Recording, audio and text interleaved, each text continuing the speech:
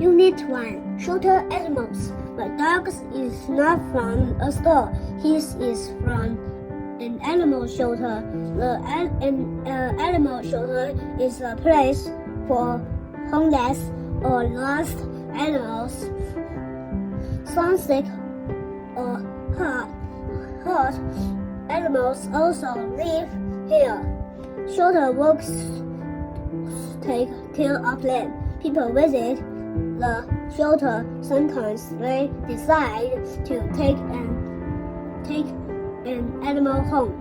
The animal becomes the kind of family's pet. The animal feels special. It has hope again.